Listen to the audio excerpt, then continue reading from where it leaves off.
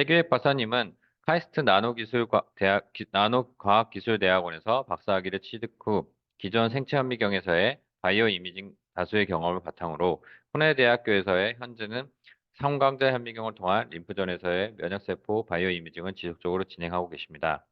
최 박사님, 그럼 이번 웨비나 연좌를 맡아주심에 있어서 다시 한번 감사드리며 발표 부탁드리도록 하겠습니다.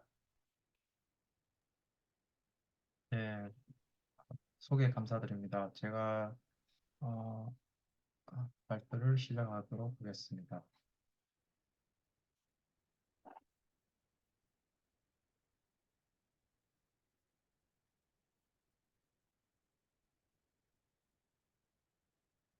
슬라이드는 잘 보이시나요?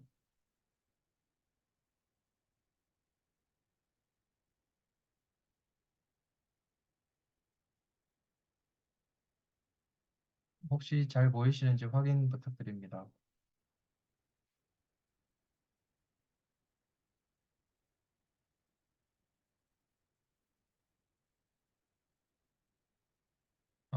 혹시 잘 들리시나요?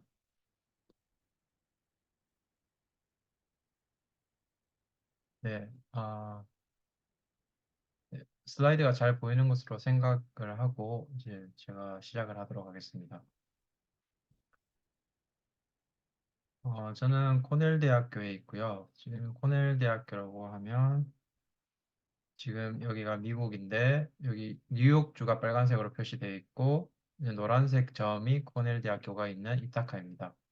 뉴욕시티 맨하튼이 여기 있고 이타카는 뉴욕시티에서 한 4시간, 5시간 정도 차로 있는 거리에 있습니다. 그래서 제가 하는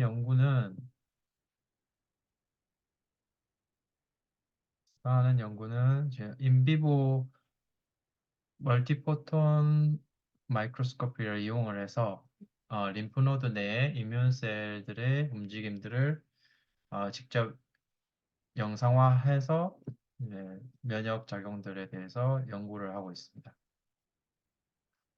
그래서 먼저 오늘 제가 이 인비보 멀티포톤 이미징에 대해서 좀 개략적인 설명을 먼저 드릴 거고요. 그 다음에 이 기술을 이용해서 제가 박사과정 때 해왔던 연구와 지금 현재 진행하고 있는 최신 연구까지 이렇게 세 부분으로 나눠서 설명드리도록 하겠습니다.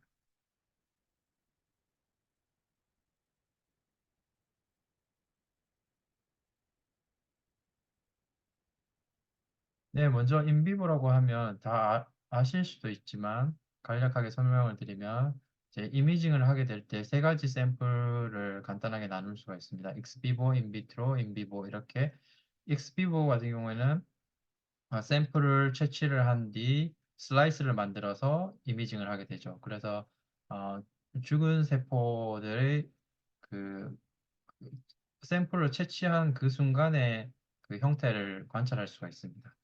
그리고 인비트로 상태에서는 살아있는 세포들을 이미징하고 관찰할 수는 있지만 아티피셜한 그 환경에서 움직이는 세포들만 관찰할 수가 있죠. 하지만 인비보는 살아있는 생체 내에서 어, 그 다양한 조건들이 갖춰진 실제 상황에서 세포들이 어떻게 움직이는지를 직접 관찰할 수 있는 기술입니다.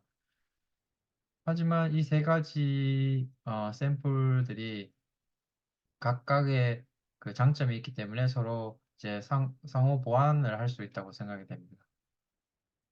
하지만 인비보는 내추럴한 인바이러먼트에서 다이내믹한 그 어, 세포들의 움직임을 직접 관찰할 수 있어서 앞에 두 가지 샘플에서 할 수 없는 것들을 그 정보를 제공할 수가 있는 것입니다. 이렇게 인비보 라이브 셀 이미징을 하기 위해서는 이제 네 가지가 필요한데요. 일단 그 광학 현미경이 필요하고요. 예를 들어서 콘포컬이나 멀티포토 마이크로스코피가 되겠죠. 그리고 일반적으로 형광을 사용을 해서 어, 이미지의 컨트라스트를 높여주게 됩니다. 그리고 이제 생체 내의 그 장기들을 이미징하기 위해서는 보통 피부를 절개를 해서 이제 윈도우를 삽입하는 과정들이 할 필요가 있게 되는데요. 왜냐하면 스킨을 투과하기 위해서는 이러한 옵티컬 마이크로스코프들이 투과를 하기가 어렵습니다. 그래서 스킨을 절제를 해서 그 윈도우를 심게 되는 거죠. 그리고 얻어진 이미지를 다양하게 분석할 수 있는 툴들이 필요합니다. 이렇게 네 가지 기술들이 종합해서 인비보 라이브 셀 이미징을 할 수 있게 되는 거죠. 먼저 이 네 가지 중에서 옵티컬 마이크로스코프에 대해서 설명을 드리면 이러한 이미징을 하기 위해서 대표적으로 사용되는 것들이 콘포컬과 멀티포토 마이크로스코프입니다. 이 현미경은 가장 핵심 기능이라고 할 수 있는 것이 옵티컬 섹셔닝 기능입니다. 옵티컬 섹셔닝 기능이라고 하는 것은 어, 두꺼운 샘플의 아주 단면만 볼 수 있는 기능이죠. 왼쪽 일반 현미경으로 찍었을 때는 어, 위아래에서 나오는 형광 신호가 겹쳐지게 돼서 이렇게 뿌옇게 보이는 반면 옵티컬 섹셔닝 기능을 하게 되면 이렇게 단면을 아주 하이 컨트라스트로 얻을 수가 있습니다. 그래서 두꺼운 조직, 특히 생체 조직은 모두 조직이 두께가 있죠. 이러한 두꺼운 조직을 깊이 이미징하기 위해서는 이렇게 옵티컬 섹셔닝이 필수라고 할 수 있습니다. 이렇게 옵티컬 섹셔닝이 가능한 콘포컬과 멀티포톤을 이용을 하게 되면 단면을 깊이별로 바꿔가면서 찍게 되고 그 다음에 이 단면들을 모두 합쳐서 3D 리컨스트럭션을 시켜서 3차원 그 형태를 구현할 수가 있게 됩니다. 이렇게 3차원 형태, 볼륨 형태를 구현을 하게 되는데요. 이 볼륨을 일정 간격으로 계속 찍게 돼서 이렇게 3D 렌더링을 하게 되면 3차원으로 그 어떤 세포의 움직임을 관찰할 수가 게 됩니다. 지금 오른쪽 영상에서 보시는 것이 T세포가 혈관 밖으로 빠져나오는 현상을 3차원으로 콘포컬 마이크로스코피를 이용해서 찍은 영상입니다. 2차원으로 찍게 되면 XY 평면상에서 움직이는 것밖에 관찰할 수 없기 때문에 세포들이 위아래로 움직일 경우 어, 이미징 사이트에서 금방 벗어나게 됩니다. 그래서 이렇게 3차원으로 찍어줘야 그 세포들의 움직임을 오랫동안 추적할 수가 있게 되는 거죠. 그래서 이렇게 3차원 세포들의 움직임을 잘 확인하기 위해서는 이렇게 옵티컬 섹셔닝 기능이 필수적이고 이 옵티컬 섹셔닝 기능을 구현할 수 있는 기술들이 이제 대표적으로 콘포컬, 투포톤, 쓰리포톤 같은 멀티포톤 현미경들이 있죠.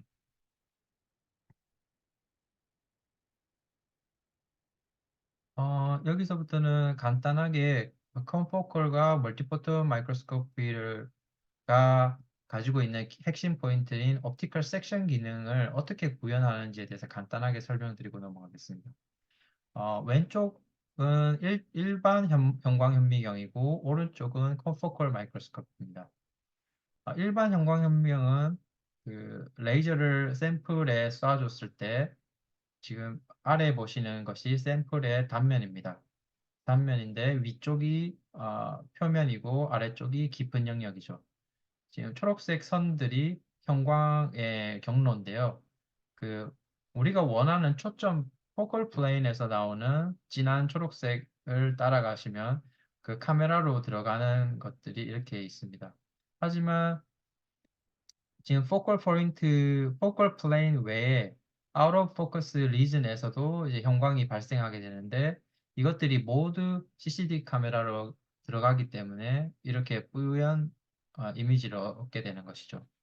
그래서 이러한 포컬 플레인에서 나오는 형광만 따로 잘 디텍트 하기 위해서는 컨포컬 기능이 필요한데요.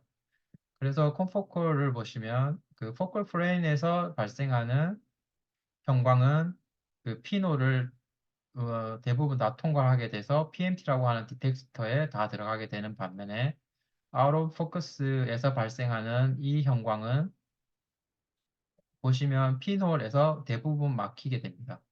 그래서 포컬 포인트 외에 발생하는 백그라운드 노이즈들이 핀홀에서 막혀서 우리가 원하는 단면에서 형광만 디텍트 할 수 있는 것이 컨포컬의 원리입니다. 그러면 콤포콜과 다르게 투포톤은 어떠한 그 원리를 사용해서 옵티컬 섹셔닝을 구현하게 되는지 설명드리겠습니다. 일단 콤포콜에 비해서 투포톤 경우는 더 깊이 이미징 할 수 있다고 알려져 있습니다. 그 이유가 더 긴 파장의 레이저를 사용을 해서 그 바이올로지컬 티슈에서 발생하는 산란 효과를 줄여주기 때문에 더 깊이 들어갈 수 있게 됩니다. 지금 보이는 것이 어, 왼쪽에 보이는 것이 어, 플로레센스의 에너지 다이어그램인데 이 플로레센스를 발생하기 위해서는 레이저를 통해서 이 에너지를 익사이테이션 시킬 필요가 있습니다. 이렇게 컴포클과 같은 것은 원포톤 현미경이라고 하는데요. 그 원포톤의 경우에는 480 나노미 예를 들어서 초록색 형광을 내기 위해서 480 나노미터의 레이저를 쏘게 되면 이렇게 초록색 형광이 520 나노미터에서 나오게 됩니다. 이러한 똑같은 형광 물질을 그 포톤 두 개의 광자를 이용을 해서 에너지를 이렇게 역이를 시킬 수가, 익사이테이션 시킬 수가 있습니다. 대신 두 개의 포톤을 사용을 하기 때문에 에너지가 반틈이 들어가겠죠. 그 반틈이 결국에는 파장이 더 긴 그 포톤을 사용하게 됩니다.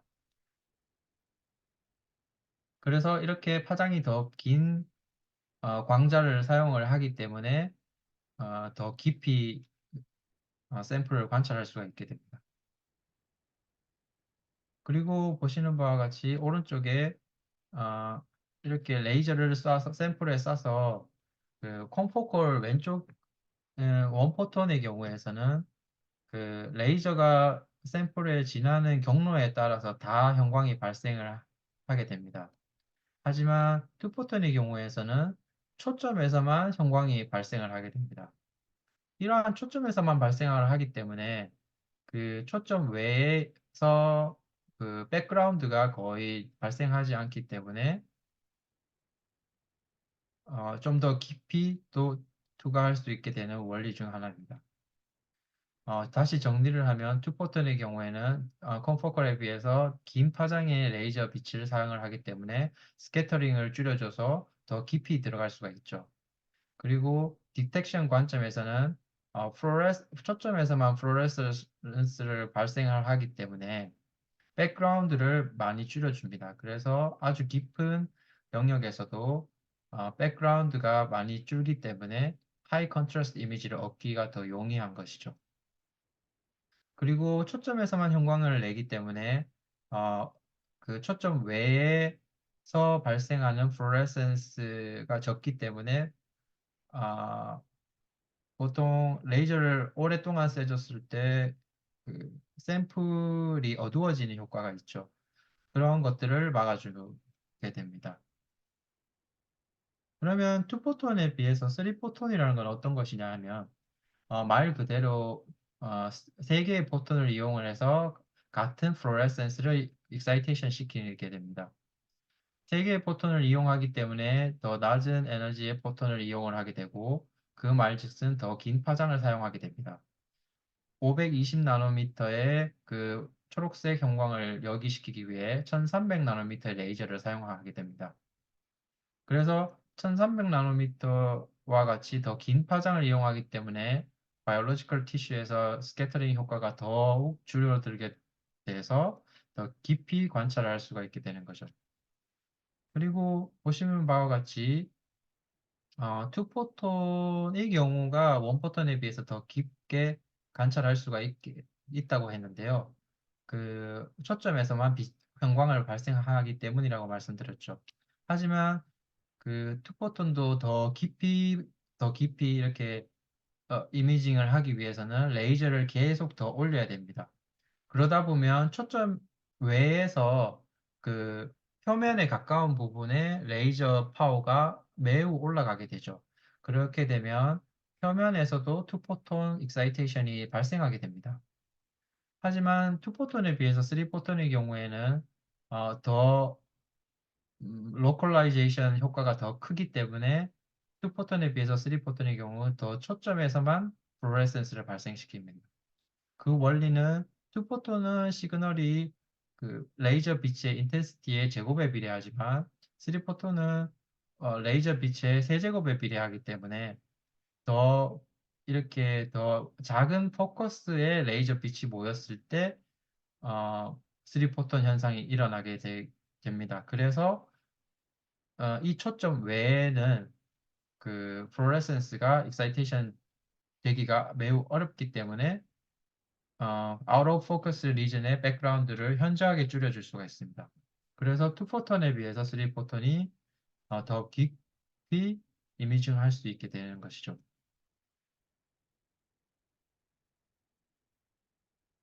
그래서 이러한 멀티포톤 기술들은 역사적으로 봤을 때 1990년도에 코넬 유니버시티에서 처음으로 개발이 됐습니다. 이 사이언스 페이퍼를 이후로 이제 투포톤이 사용되기 시작되었고요. 이 여기 보시는 두 사람이 대표적으로 투포톤 개발하신 분으로 알려져 있습니다. 댕크 박사님과 여기 웹 교수님이 그 당시에 처음으로 투포톤을 개발하셨고, 그 다음에 여담입니다만 그 당시에 같이 있었던 이런 다른 연구자들 중에 지금 제 지도 교수님 크리슈가 나중에 어, 코넬의 교수가 되고 3포톤에 대해서 좀 더 연구를 하게 돼서 최근에 3포톤 현미경이 활발하게 사용되고 있습니다. 그래서 이러한 멀티포톤 현미경 기술들이 면역학에 언제부터 사용되게 됐냐 하면 대표적인 어, 그 파이오니어 연구가 2002년 이렇게 사이언스 페이퍼 세 개의 페이퍼가 동시에 나오게 되면서 이 이후로 음, 멀티포톤 마이크로스코프나 콘포컬 마이크로스코프가 이뮨셀 다이내믹스의 3디멘전 트래킹 하는 데 사용하게 됩니다. 그래서 지난 한 20년 동안 컴포컬과 투포턴을 이용을 해서 매우 활발하게 이뮨셀 다이내믹스를 연구가 진행되어 왔죠. 특히 림프노드 내에는 면역세포들이 아주 가득 차 있는데요. 이러한 다양한 면역세포들의 움직임들을 컴포컬 또는 멀티포톤 마이크로스코프를 이용해서 다양한 발견들이 이루어져 왔습니다. 혹시 림프노드에 대해서 생소하신 분들도 있기 때문에 아주 간단하게 림프노드가 무엇인지를 설명을 드리겠습니다. 보시는 바와 같이 우리 몸은 림파틱 시스템이 이렇게 어, 매우 온몸에 다 펼쳐져 있습니다. 그 보통 사람들은 블러드 서큘레이션 시스템에 익숙하지만 림파틱 시스템은 익숙하지 않은데요. 예, 블러드 서큘레이션 시스템은 쉽게 얘기를 하자면 비유를 하자면 상수도에 해당이 되고 림파틱은 나머지 찌꺼기들을 이제 콜렉트하는 하수도에 비유하면 아주 적절할 것 같습니다. 그래서 온몸에 에너지를 블러드 서큘레이션을 통해서 온몸 세포에 전달을 하면 그 일부는 정맥으로 회수가 되지만 대부분은 림파틱 시스템을 통해서 회수가 되고 다시 정맥으로 돌아가게 되는 것이 림프 서큘레이션입니다. 이러한 림프 서큘레이션 중간중간에 림프 노드들이 포진을 하고 있습니다. 그래서 림프 노드 내에는 아주 많은 면역 세포들이 가득 차 있는데 이러한 림프 서큘레이션 중간중간에 면역 세포들이 포진을 하게 돼서 면역 작용을 하게 됩니다.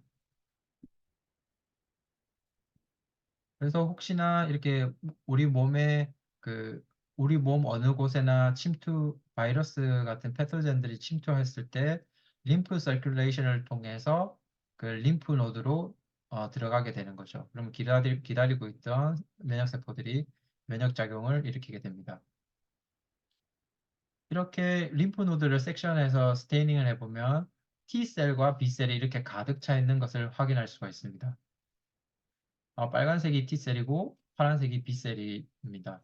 그래서 T와 B셀은 그 어댑티브 이뮤니티를 어, 이뮤니티를 구성하는 아주 대표적인 면역세포인데요. 어더티브 이뮤니티라는 것은 어떤 패토젠들이 침입을 했을 때 그것에 대해서 학습을 해서 아주 거기에 대응할 수 있는 그러한 특수한 T와 B셀들을 어, 스피시피티가 아주 높은 T와 B셀들이 어, 양성을 해서 그 우리 몸에 그 프로텍션을 하게 되는 거죠. 그러니까 2차 감염이 있었을 때 그런 것들을 기억을 해놨다가 아주 빠른 대처를 할 수 있게 됩니다. 이렇게 T와 B셀들은 아주 많이 림프노드에 있지만 어, 모두 트, 같은 T셀이 아니라 각각 T셀들은 어떤 특정 항원에 대해서 항원 특이적인 특성을 갖게 됩니다. 그래서 외부에서 침투하는 이러한 항원들의 숫자가 무궁무진하게 많기 때문에 이런 것들을 다 대응하기 위해서는 아주 T셀의 종류도 많아야 될 뿐만 아니라 이러한 T셀 수가 한정적이기 때문에 어떤 항원의 특이적인 T셀이 한 곳에만 머무르면 되는 것이 아니라 우리 몸을 빠르게 순환하면서 어디에서 침투를 하는지에 대해서 잘 빨리 대응하기 위해서 우리 몸 전체를 순환을 지속적으로 해야 됩니다. 그래서 림프노드에서 다른 림프노드로 지속적으로 순환을 하면서 자기에 맞는 항원을 찾게 되는 것이죠. 그런 순환을 빨리 하기 위해서 도와주는 것들이 그 특이 혈관이 림프노드에 존재를 하게 되는데요. 그 혈액을 통해서 그 우리 몸을 빠르게 돌고 있던 T셀이 하이 엔도세뉴얼 베닐이라고 하는 특이 혈관을 통해서 림프노드로 빠르게 유입이 됩니다.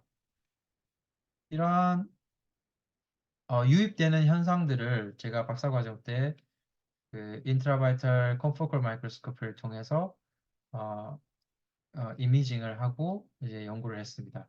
이러한 T셀들이 유입되는 현상을 하기 위해서는 이렇게 마우스를 준비를 한 상태에서 이렇게 꼬리에 여기 보시면 뒷다리에 있는 팝니티어 림프노드를 이미징하였습니다. 이렇게 스킨을 열고 림프노드를 준비를 합니다. 그리고 T세포는 형광이 염색된 T세포를 혈관 내로 정맥 주입을 하는데요. 정맥 주입하자마자 이미징을 하기 위해서 이렇게 꼬리에 정맥 주사를 이렇게 카테ter를 미리 삽입을 한 다음에 인젝션과 동시에 이미징을 하게 되었습니다. 이렇게 보시면 결과가 어, 지금 여기 보시는 바와 같이 하이 엔도세니얼 베듈이라고 하는 특이 정맥 혈관이 있는데요. 이 특이 정맥 혈관을 초록색 T세포가 빠져나와야 됩니다. 지금까지 연구가 된 것들은 대부분 혈관 내피세포를 어떻게 빠져나오는지에 대해서가 집중적으로 연구되어 왔습니다. 하지만 제가 했던 연구는 내피세포 지금 빨간색으로 표시된 엔도세리얼 셀을 통과한 이후에도 이 혈관에 둘러싸고 있는 페리사이트의 일종인 파이브로블라스틱 레티큘러 셀도 통과를 해야 최종적으로 림프노드 파란키마 내부에 들어오게 됩니다. 그래서 이러한 멀티 스텝들을 스텝 바이 스텝으로 인트라발탈 콘포컬 마이크로스코프를 이용해서 이미징을 하였고 이런 스텝들을 잘 캐릭터라이제이션 하고 각각의 세포들을 트래킹을 해서 속도와 뭐 방향성이라든지 그런 다양한 다이내믹스들을 분석을 했습니다. 그리고 이 다이내믹스에 관련된 몰리큘들이 어떤 것들이 있는지 안티바디 트리트먼트, 블러킹 안티바디를 트리트먼트 하거나 어떤 특정한 진이 낙과된 마우스를 사용을 하여 몰레큘러 메커니즘들을 밝혀내었습니다. 그리고 재밌는 점은 이러한 T세포들이 림프노드 내로 들어오는 과정에서 랜덤하게 이 혈관을 지나가는 것이 아니라 어떤 특정한 핫스팟이 존재를 해서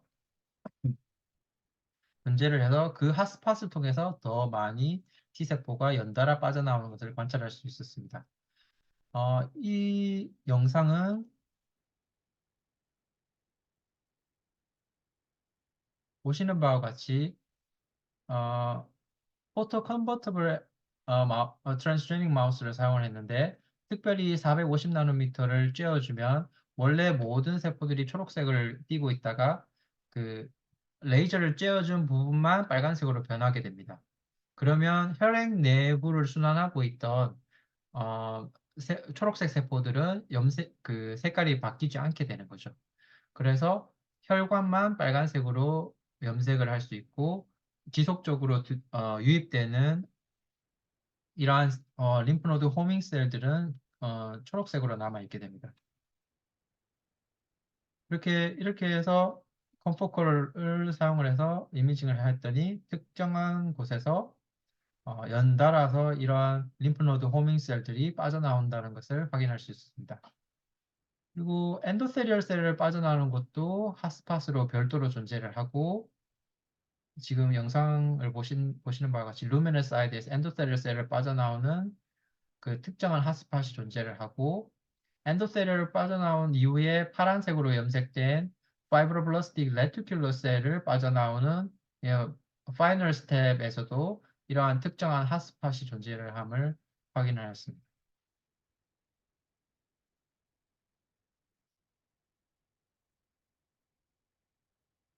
그리고 저희가 진행을 했던 것이 이러한 핫스팟이 어떠한 메커니즘으로 그 작동을 하는지에 대해서 가설을 세웠던 것이 이러한 하이엔드 셀 배율 근처에 존재하는 그 덴드리틱 셀이 이러한 리크루트먼트를 컨트롤할 수 있는 것이 아닌가라는 가설을 세웠고 그 덴드리틱 셀을 함께 이미징을 하였습니다. 이 영상에 보시는 바와 같이 초록색 덴드리틱 셀이 위치하는 곳에서 연달아 이렇게 빨간색 T세포가 빠져나오는 것을 관찰할 수 있었습니다.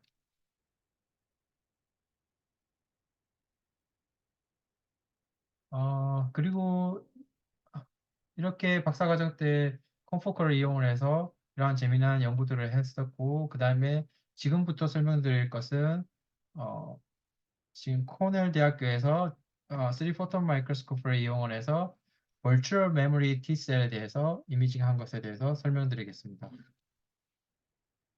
제가 시간을 잘 못 보고 하다 보니 지금 시간이 조금 많이 지체가 됐는데요. 최대한 빨리 설명을 하도록 하겠습니다. 보시는 바와 같이 이게 림프노드의 간략한 계략 어, 파티션을 이렇게 나눈 것인데요. 이 림프노드는 기본적으로 B셀 존과 T셀 존, 그다음 메듈러리 존 이렇게 세 가지로 구성되어 있다고 보시면 됩니다. 그리고 림프 플루이드가 이런 식으로 에이프런트 림파틱을 통해서 들어왔다가 이렇게 서페이스를 쭉 타고 가다가 메듈러에 도착을 하고 그다음에 이프런트 림파틱을 통해서 밖으로 나가게 됩니다.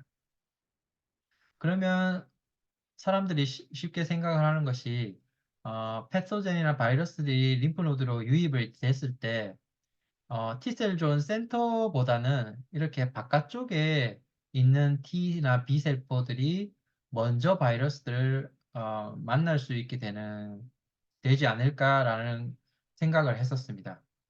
그래서 그리고 재밌는 점은 일반적인 T세포보다 그 메모리 T세포가 좀 더 빨리 반응한다고 알려져 있는데, 그러면 왜 메모리 T세포가 왜 빨리 반응할까라는 원리를 이해하기 위해서 사람들이 가설을 세웠던 것이, 메모리 T세포들이 센터보다는 이렇게 바깥쪽에 많이 포진을 해서 혹시 바이러스가 재차 감염됐을 때 먼저 반응하는 것이 아닐까라는 가설들을 세우게 됩니다.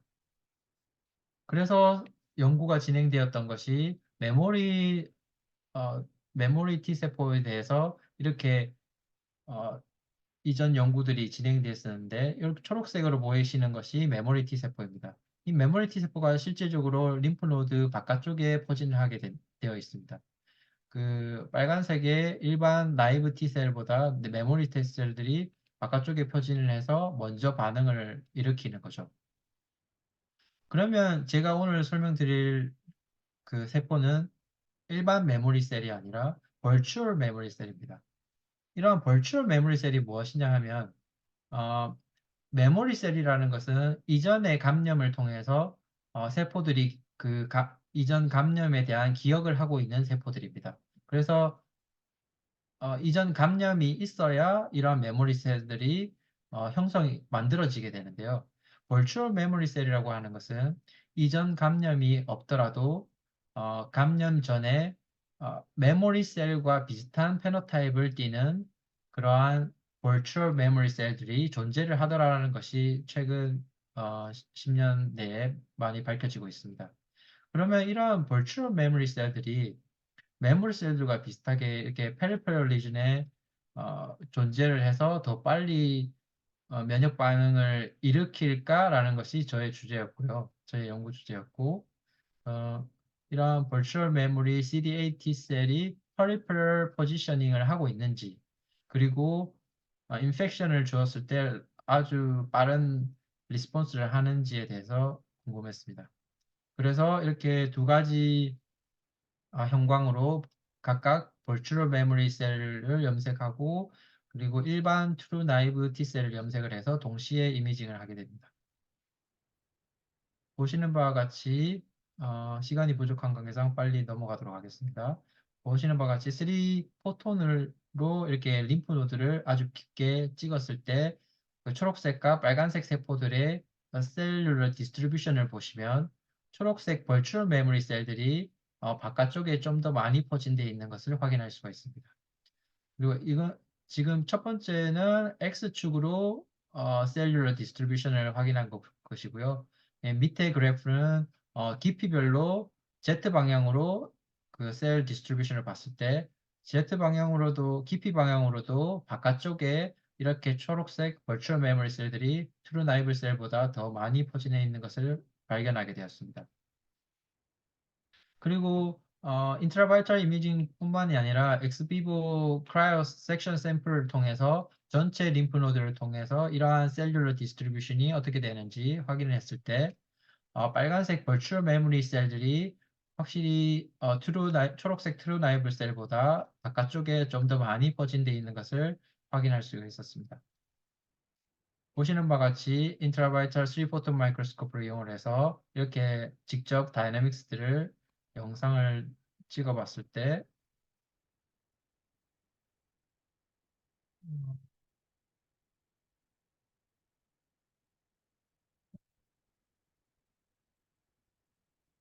바깥쪽으로 빨간색 벌추얼 메모리 T셀들이 어, 바깥쪽으로 더 많이 마이그레이션 하는 것을 확인할 수 있었고 안쪽에서는 이제 초록색 트루 나이브와 벌추얼 메모리 동시에 움직이는 반면에 바깥쪽에서는 빨간색만 포진하여 있는 것을 확인할 수 있습니다.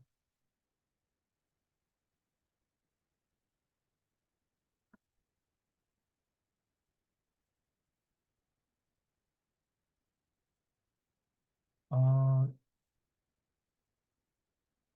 네, 지금 시간이 부족한 관계상 빨리빨리 넘어가면 일단 인펙션을 하기 전에는 스캐닝의 위치, 이러한 T셀포들의 스캐닝 위치에는 차이가 있었지만 모틸리티의 차이는 없다는 것을 확인하였고 그러면 인펙션을 주었을 때는 어떻게 되는지를 확인했을 때 빨간색으로 보이는 버추얼 메모리 T세포들이 이렇게 서페이스에 어큐뮬레이션 되어 있는 것들을 클러스터를 형성하는 것들을 확인할 수 있었습니다.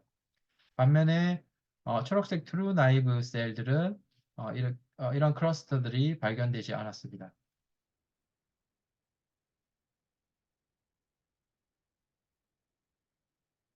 보시는 바와 같이 빨간색 세포들이 이렇게 클러스터를 형성하고 있는 것을 확인할 수 있습니다.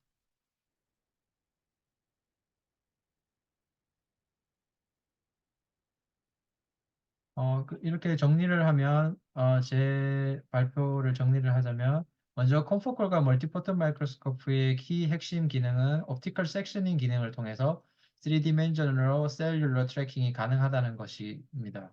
그래서 이러한 기술을 이용을 해서 T세포가 혈관 밖으로 빠져나오는 이러한 과정들을 연구할 수 있었고, 그리고 최근에 코넬에서는 버추얼 메모리 셀들의 다이내믹스에 대해서 3포톤 마이크로스코프를 이용해서 연구를 진행하고 있습니다. 그리고 마지막으로 제가 몸담았던 김필환 교수님, 카이스트에 있는 김필환 교수님 연구실과 그다음에 지금 현재 소속돼 있는 크리스 교수님 랩, 그리고 마지막에 버추얼 메모리 셀을 같이 연구하고 있는 그 베스쿨에 있는 브라이언 러드 랩에게 감사 인사를 드리고 마치도록 하겠습니다. 감사합니다.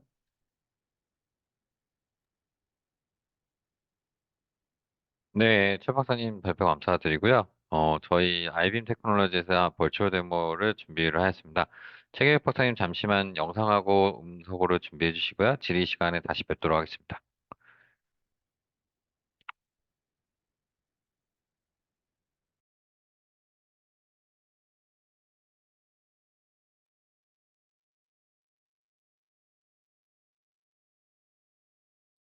아,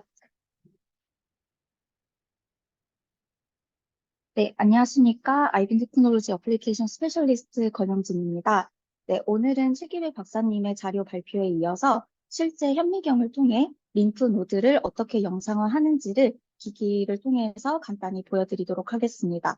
네, 지금 보고 계신 장비는 이제 저희 회사에서 개발한 IBM CM3 장비입니다. 그래서 이름에서 아실 수 있다시피 콤포칼과 멀티포톤 두 가지가 동시에 장착이 되어 있어서 하나의 마우스를 가지고 두 가지의 영상을 동시에 사이멀테이니어스하게 얻을 수 있다라는 장점이 있습니다. 네, 그래서 외관을 보시면 바깥에 어, 멀티포톤 레이저 소스와 콤포칼 레이저 소스, 그다음에 장비 전원, 그리고 장비가 이렇게 있습니다. 그래서 장비의 안쪽을 보시면 이미징 룸이 있는데요. 그래서 이미징 룸의 위에서 보실 수 있다시피 위에서 보시면 5개의 옵티컬 렌즈가 달 수 있는 터렛이 있고 이 안에 G를 올려놓고 영상화를 진행하는 스테이지가 있습니다. 현재 림프노드를 이미지하기 위해서 이제 수술을 진행한 G가 올려져 있는데요. 이따가 자료에서 보여드리겠지만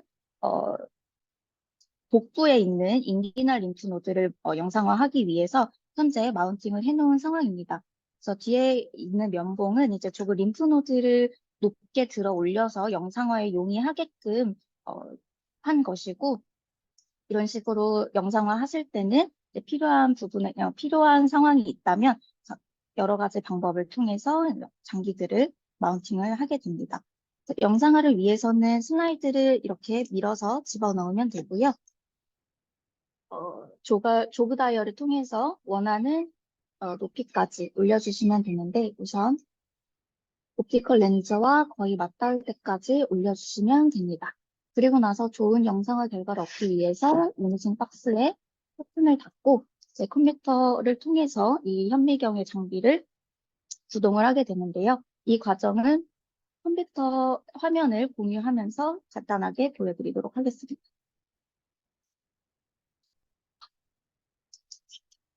네, 일단 오늘 보여드릴 데모의 간단한 스킴을 먼저 설명드리도록 하겠습니다. 네, 혹시 화면이 잘 보이시나요? 네, 잘 보이고 있는 것으로 확인이 됩니다. 그래서 오늘은 말씀드린 것과 같이 인기널 림프노드를 영상을 하게 될 건데요. 이 인기널 림프노드에는 면역세포가 많이 존재하기 때문에 이를 조금 더 선명하고 예쁘게 관찰하기 위해서 CX3CR1에서 CX3CR1 파지티브한 셀들에서 특이적으로 GFP 시그널을 발현하는 트랜스제닉 마우스를 사용하게 되었습니다. 그래서 여기에 이제 혈관을 조금 더 예쁘게 형광으로 볼 수 있게 하기 위해서 이제 CD31 안티바디에 FST647 다이가 컨저게이션 되어 있는 저희 아이빈 테크놀로지에서 현재 제작하고 판매하고 있는 인비보 레이블링 키트를 통해서 IV 인젝션 염색을 진행을 하였고요. 염색 시간은 저희가 보통 짧게는 수분, 길게는 1시간 정도 염색을 진행하게 되는데 오늘은 1시간 좀 예쁜 결과를 보여드리기 위해서 1시간 정도 레이블링을 진행하였습니다. 네, 그래서 오늘은 25배 워터 이멀전 렌즈를 사용할 거고 콩보칼 모드를 사용해서 지스텍과 모자이크 영상화 결과를 얻는 것에 대해서 간단하게 보여드리도록 하겠습니다.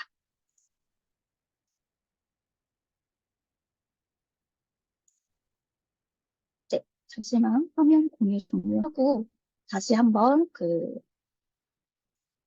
컴퓨터 화면을 공유해서 장비 구동을 보여드리도록 하겠습니다.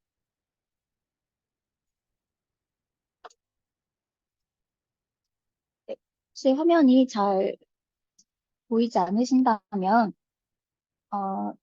말씀해 주시기 바랍니다. 네, 우선 아까 보여드린 것처럼 스테이지를 렌즈에 가깝게 올린 다음에 네, 현미경을 구동을 하게 되는데요. 현재 보시는 것이 저 현미경을 구동하기 위한 엔진 소프트웨어입니다. 그래서 보시면 이제 레이저를 조사하기 위한 스킨과 셔터, 레이저 파워와 디텍터 개인 값을 조정할 수 있는 이 스킬 바들이 이렇게 존재를 하고 있고요. 저희는 총 4가지, 동영상까지 하면 5가지가 되겠습니다. 5가지의 이미지 모드를 제공하고 있는데요. 지스텍은 위에서부터 아래로 깊이 찍어 들어가는 이미지 모드, 모자이크는 넓은 ROI를 찍을 수 있는 모드, 멀티 포지션은 여러 위치를 한 번에 이미징할 수 있는 모드, 그리고 타임랩스는 일정한 시간 간격을 두고 찍을 수 있는 그런 이미징 모드입니다. 그래서 오늘은 간단하게 지스텍과 모자이크를 보여드리겠는데요. 처음 이제 장비를 보기 위해서 스캔과 레이저, 디텍터를 켠 다음 셔터를 열고 스테이지를 조정하게 되면 형광이 보이게 됩니다.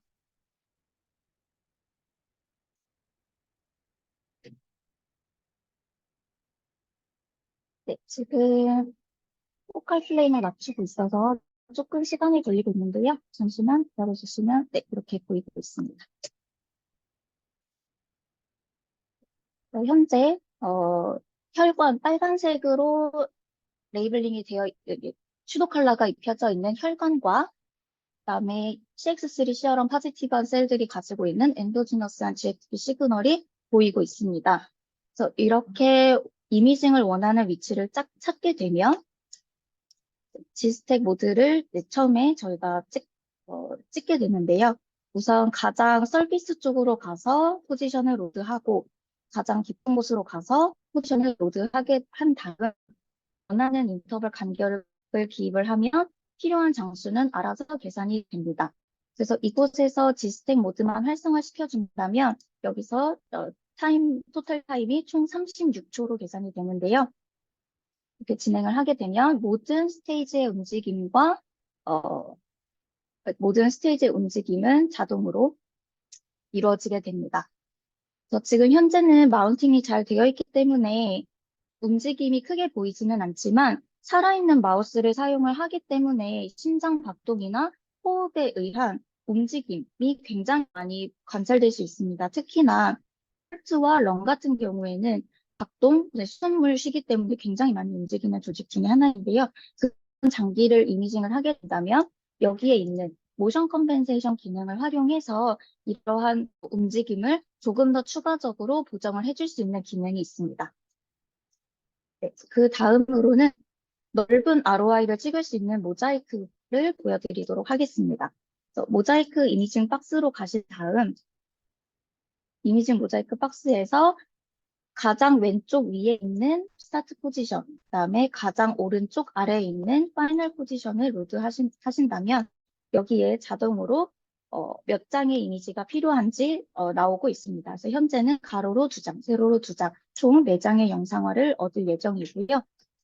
이번에는 지스텍 모드를 해제하고 모자이크를 활성화한다면 싱글 플레인이기 때문에 8주 정도 소요가 되는 것으로 계산이 되고 있습니다.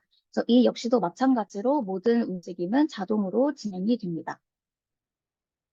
그리고 나서 이제 한 가지 궁금하실 것 같은 부분이 그렇다면 지스텍과 모자이크, 멀티포지션 타임랩스는 각각 따로따로 사용해야 되는가에 대한 제가 좀 궁금해 하실 것 같은데 이는 모두 컨비네이션을 해서 사용하실 수 있습니다. 예를 들어 지스텍과 모자이크를 동시에 찍고 싶다, 넓은 ROI를 깊은 곳까지 이미징을 하고 싶다 하시면 이렇게 지스택과 모자이크 기능을 같이 액티베이션해서 사용을 하실 수도 있고요. 그다음에 여러 사이트에서 지스택과 모자이크를 얻고 싶다. 그러면 이렇게 세 가지 기능을 활성화하셔도 되고 이 모든 것들을 일정한 시간 간격으로 얻고 싶다 하시면 타임랩스까지 모두 활성화하셔서 이 영상화 자료를 얻으실 수 있습니다. 그래서 이 모든 과정들은 설정만 제대로 해주신다면 자동으로 진행이 되기 때문에 상당히 간편하고 좀 유저 프렌들리하다라는 장점이 있습니다. 네, 그러면 우선은 저희가 시간 관계상 모든 영상화 방법을 보여드릴 수 없기 때문에 여기까지만 진행을 하겠고요. 이러한 방법을 통해서 조금 전에 얻은 자료들을 포스트 프로세싱 하는 방법에 대해서 간략하게 보여드리도록 하겠습니다. 네, 이 자료는 조금 전에 최기백 박사님께서 발표 시작하기 바로 전에 얻은 자료여서 동일한 위치라고 보시면 됩니다. 그래서 이 왼쪽에 보시는 자료는 지스택 자료에서 이제 얻은 한 장의 사진이고 여기를 조금 더 넓게 찍은 모자이크 처리된 사진이 여기에 보여지고 있습니다. 그래서 이런 것들은 저희가 제공하고 있는 스튜디오 소프트웨어에서 모두 진행을 하실 수 있는데요. 조금 전에 찍었던 지스택 자료를 보시면 가장 위에 있는 사진들이 보여지고 있습니다. 그래서 무비를 진행하시면 위에서부터 아래로 자동으로 이렇게 보여주고 있고요. 이는 물론 깊이까지 보여줄 수 있습니다. 네, 여기 보시면 현재가 어느 정도인지 자동으로 계산이 돼서 표시가 되고 있습니다. 네, 그래서 이 자료를 3D 비주얼라이제이션 모드로 가게 되면 이렇게 가로 세로 450 마이크로미터, 그리고 뎁스는 90 마이크로미터의 3D 렌더링을 통한 자료를 얻으실 수 있고 이는 마찬가지로 아까 보여드렸던 것과 같이 동영상 자료도 얻으실 수 있습니다. 그다음에 조금 전에 얻었던 이제 모자이크 자료인데요. 이 모자이크를 보시면 이렇게 자동으로 첫 번째, 두 번째, 세 번째, 네 번째 어떤 사진들이 찍혔는지를 보여주고 있고요. 이는 그냥 모자이크 버튼에서 이 추출 버튼 한 번만 누르게 되면 자동으로 이렇게 모자이크된 파일을 얻을 수 있습니다.